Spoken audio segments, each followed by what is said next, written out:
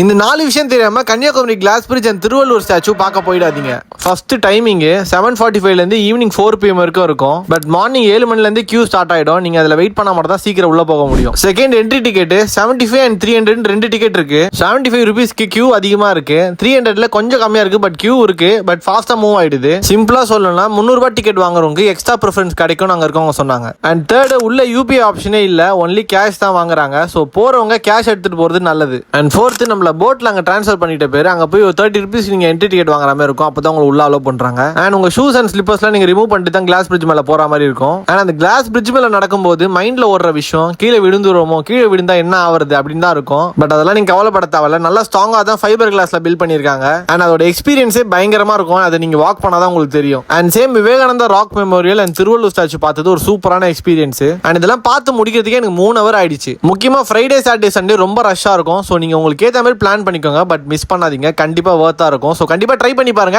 மறக்காம food வேட்டைய follow பண்ணுங்க.